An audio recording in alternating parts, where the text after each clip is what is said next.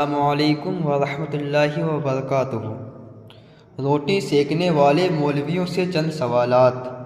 Number 1، نسیم سرکار پر فتویٰ کا رٹا مارنے والے ضمیر فروش مولوی یہ کب بتائیں گے کہ یہ فتویٰ کب کا ہے؟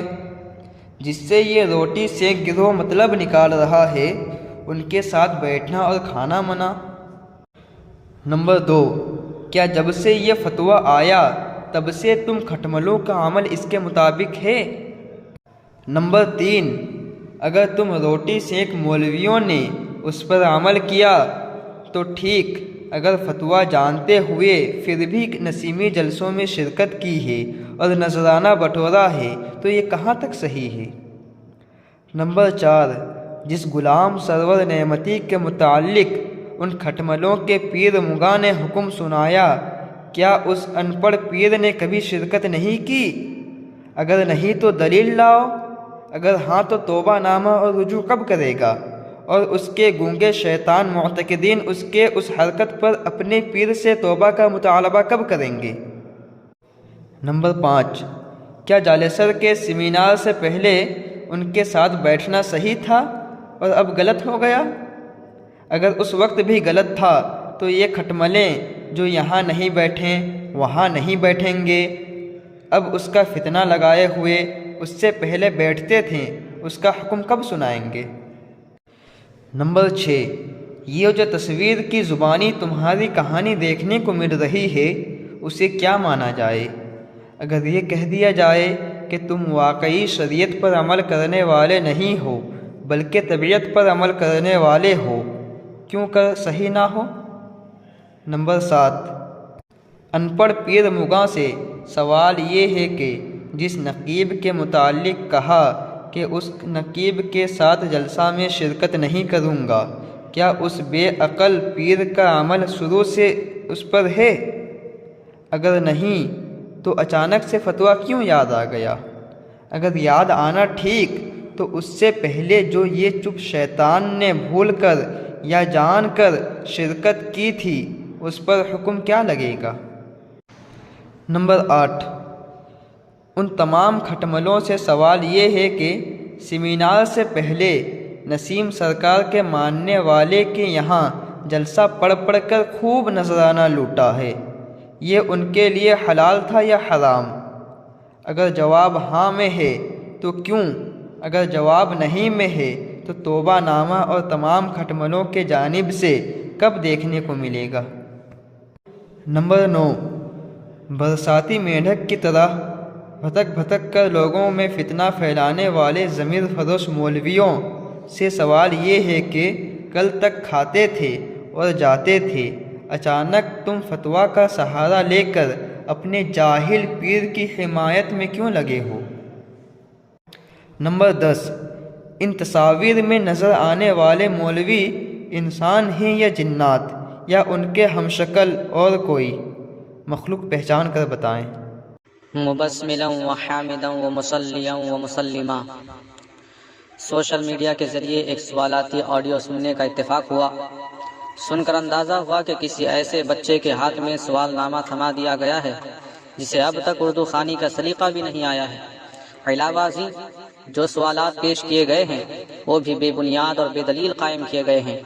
ایسے میں ان کا علمی جواب دینا در حقیقت خود وقت کا ضیاع ہے، مگر چونکہ ان ناسمجھوں کو ان کے سوالات کی حیثیت و اوقات کا آئینہ دکھانا بھی ضروری تھا، اس لیے چند معروضات پیش خدمت ہیں۔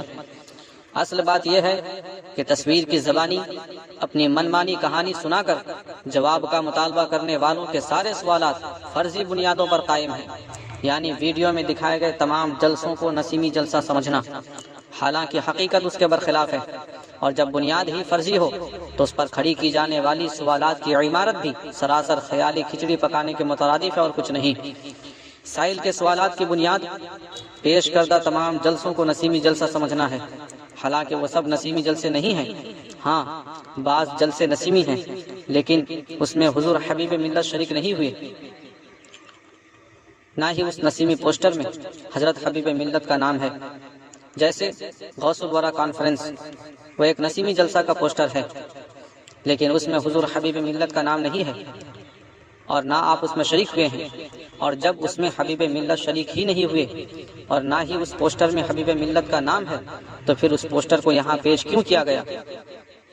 اسی سے تم نسیمیوں کا دجل و فریب بھی واضح ہو گیا۔ ایسی ہی حرکتیں کر کے تم لوگ قوم کو دھوکہ دیتے ہو کہ جس نسیمی پوسٹر میں حضور حبیب ملت کا نام نہیں ہے، جس نسیمی جلسے میں سرے سے حضور حبیب ملت شریک ہی نہیں ہوئے، اس جلسے کا پوسٹر یہاں پیش کر کے تم نے جھوٹا الزام لگا دیا کہ حضرت حبیب ملت اس نسیمی جلسے میں شریک ہوئے تھے۔ یہ تبعی لاؤبالی کا نتیجہ ہے، تیری بے اعتدالی کا نتیجہ ہے، جہالت ہے، حماقت ہے، جو کچھ بھی ہے، یہ حرکت کج خیالی کا نتیجہ ہے۔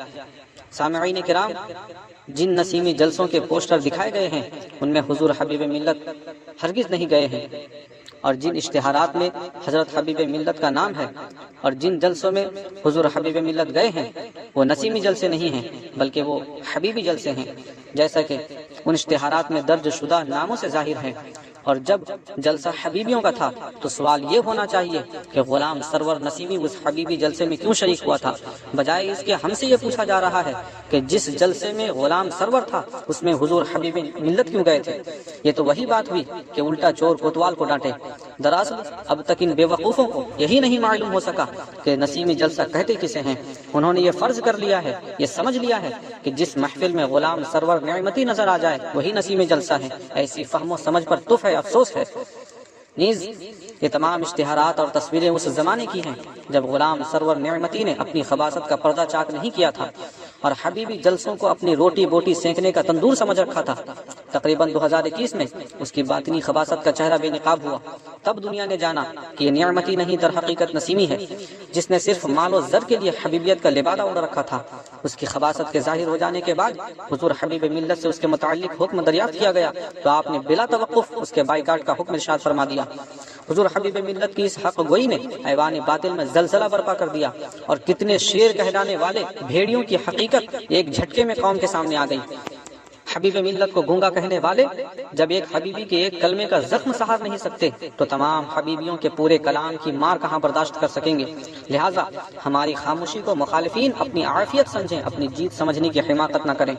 بہرحال جب تک تمہارے سوالات فرضی بنیادوں پر قائم ہیں تب تک تمہارے کسی سوال کا جواب دینا کسی پر لازم نہیں ہے، لیکن تمہارے بے بنیاد الزام تراشی و بہتان کی وجہ سے ہمیں یہ حق حاصل ہے کہ اب ہم تم سے چند سوالات پوچھیں۔ لہٰذا آئندہ سوال کرنے سے پہلے ہمارے ان پوچھے جانے والے سوالوں کے جوابات ضرور دینا۔ سوال نمبر 1، غلام سرور نسیمی یہ بتائے کہ وہ کب سے نسیمی ہے؟ جس وقت وہ حبیب ملت کے ساتھ جلسوں میں شریک تھا تب سے، یا جب سے حبیب ملت نے اس کے بائیکاٹ کا حکم ارشاد فرما دیا تب سے؟ اگر پہلے سے نسیمی تھا تو پھر حبیبی جلسوں میں کیوں جا رہا تھا؟ اور اگر پہلے سے حبیبی تھا تو پھر نسیمی جلسوں میں کیوں جا رہا تھا؟ خاص کر جن جلسوں کو نسیمی جلسہ بتا کر حبیب ملت پر اعتراض کیا جا رہا ہے ان جلسوں میں غلام سرور کیوں گیا تھا؟ اس کا وہ جواب دے۔ سوال نمبر 2، جن علماء و شعراء کو تم نسیمی کہتے ہو اور اپنے جلسوں میں بلاتے ہو، کیا انہوں نے نسیم کو ولی و پیر مان کر نسیمی ہونے کا اعلان کر دیا ہے اور حبیبیت یا حبیبی جلسوں میں جانے سے اعلان توبہ کر لی ہے؟ اگر ہاں تو دلیل پیش کرو۔ سوال نمبر 3، اگر انہوں نے حبیبیت سے توبہ نہیں کی ہے تو پھر اپنے جلسے میں انہیں کیسے بلاتے ہو؟ حبیبیت سے توبہ کا مطالبہ ان سے کب کرو گے؟ سوال نمبر 4، نسیمی جلسوں میں شرکت کرنا صرف حبیب ملت ہی کے لیے منع نہیں تھا بلکہ نسیمیت سے واقف ہر سنی کے لیے یہی حکم تھا۔ غلام حیدر نے حضور تاج الشریعہ علیہ الرحمہ کے سامنے جب یہ کہا تھا کہ میں نسیم سرکار کو متکلمین کے طور پر کافر کہنے سے کف لسان کرتا ہوں، تو پھر بھی حضور تاج الشریعہ نے نسیمیت کے گمراہ ہونے کی وجہ سے نسیمی جلسوں سے دور رہنے کا اسے حکم ارشاد فرمایا تھا۔ غلام حیدر اینڈ کمپنی نے نسیمی سیمینار سے پہلے اس حکم پر عمل کیوں نہیں کیا؟ یہ شریعت کے بجائے طبیعت کی پیروی نہیں تو اور کیا ہے؟ سوال نمبر 5، تمہارے بقول اگر حضرت حبیب ملت نسیمی جلسے میں گئے ہیں تو کیا انہیں پہلے سے بتایا گیا تھا کہ یہ نسیمی جلسہ ہے، اور نسیمی جلسہ جاننے کے بعد حضرت حبیب ملت نے اس میں شرکت کی ہے؟ پہلے یہ دلیل سے ثابت کرو، اس کے بعد توبہ کا مطالبہ کرنا۔ سوال نمبر 6، اگر بالفرض حضور حبیب ملت کسی نسیمی جلسے یا نسیمی گھر میں گئے بھی ہوں تو ممکن ہے کہ اس جلسے کا نسیمی ہونا معلوم نہ ہو، لیکن حبیب ملت کا حبیبی ہونا پہلے بھی سب پر آشکار و واضح تھا۔ صرف حبیبی ہی نہیں بلکہ خانقاہ حبیبیہ کے سجادہ نشین ہونے کی حیثیت سے آپ متعارف ہیں، اور یہ سب معلوم ہوتے ہوئے جن لوگوں نے انہیں بلایا تھا کیا انہوں نے توبہ کیا؟ اگر انہوں نے توبہ نہیں کیا تو توبہ کیوں نہیں کیا، اس کا بھی جواب چاہیے۔ سوال نمبر 7، اب تک نسیم کے حوالے سے تم نسیمیوں کے کئی موقف سامنے آ چکے ہیں، آخر کون سا موقف درست ہے؟ جیسے غلام حیدر کا موقف یہ ہے کہ نسیم پر لگائے گئے الزامات ثابت نہیں، لہٰذا نہ وہ کافر ہے نہ گمراہ۔ پھر نسیمی سیمینار میں شریک ہونے والے علماء، خاص کر مفتی شمشاد بدایونی صاحب کا موقف یہ ہے کہ گواہوں کی گواہی سے نسیم کا اپنے اقوال سے انکار ثابت ہو گیا، اور انکار بمنزلہ توبہ ہونے کی وجہ سے نسیم مسلمان ہے۔ لیکن کب سے مسلمان ہے؟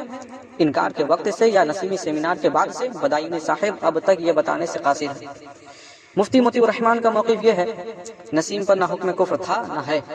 اور آل رسول صاحب کے موقف کا کیا کہنا؟ ان کے موقف کا رنگ تو لمحہ بلمحہ بدلتا رہتا ہے۔ جب آدمی سٹھیا جاتا ہے تو وہ کب کیا کہے، کس موقف کو اپنا لے، خود اس کو اس کی خبر نہیں ہوتی۔ بہرکیف اس حوالے سے ان کا پہلا موقف تھا نسیم کافر فقہی ہے۔ دوسرا موقف یہ ہے کہ نسیمی سیمینار کے بعد اب وہ گمراہ نہیں ہے۔ تیسرا موقف مفتی مطیع الرحمان کی تائید میں ہے، یعنی نسیم نہ کبھی کافر تھا نہ اب ہے، مگر شرعی جملہ تھا کہ ان پر کفر نہ پہلے تھا اور نہ اب ہے۔ اب ان سب میں سے کس کا موقف درست، کس کا غلط، سب کا صحیح ہے تو کیسے ہے، اس کا جواب چاہیے۔ سوال نمبر 8، جب الزام ہی ثابت نہیں اور فتویٰ کے انطباق میں دیانت سے کام نہیں لیا گیا تو پھر گواہی و انکار بمنزلہ توبہ چہ معنی دارد۔ جب جرم ہوا ہی نہیں، نسیم نے کچھ کیا ہی نہیں، تو پھر انکار کو توبہ و رجوع کے درجے میں کیسے رکھ دیا گیا؟ سوال نمبر 9، جب الزامات بے بنیاد تھے، انطباق صحیح نہ تھا، تو نسیم شروع سے گمراہ بھی نہ تھا، تو پھر اتنے دنوں تک قوم کو اندھیرے میں کیوں رکھا گیا اور کس نے رکھا؟ آپس میں جو لڑائیاں ہوئیں جانے گئیں، اس کا ذمہ دار کون ہے؟ یہاں تم حضرت حبیب ملت کو ذمہ دار نہیں ٹھہرا سکتے، اس لیے کہ تمہارے بقول وہ نسیمی جلسوں میں جاتے رہے ہیں، اور جو نسیمی جلسے میں جاتا ہو، نسیمیوں سے جس کے تعلقات اچھے رہے ہوں، وہ ان جھگڑے فساد کا ذمہ دار نہیں ہو سکتا۔ لہٰذا جو ذمہ دار ہے اس کا نام بتاؤ، اس کو سامنے لاؤ، اس سے توبہ و رجوع کا مطالبہ کرو۔ سوال نمبر 10، تمہارے فتوے کی روح سے جب نسیم کبھی گمراہ ہو کافر تھا ہی نہیں، تو نسیمی بھی شروع سے گمراہ نہ ہوئے۔ ایسی صورت میں جو علماء وغیرہ پہلے نسیمی جلسوں میں جا چکے ہیں، ان پر بھی کوئی حکم نہیں ہونا چاہیے، نہ حبیب ملت پر نہ کسی اور پر، تو پھر توبہ کا مطالبہ کیسا؟ ان سوالات کے جوابات جلد از جلد مطلوب ہیں، مگر ان سے جن کے اندر اپنے موقف کا دفاع کرنے کا اخلاقی و علمی حوصلہ موجود ہے۔ امید ہے کہ حاملین تابوت نسیمیت ان چند سوالات کے جوابات دینے کی ہمت کریں گے۔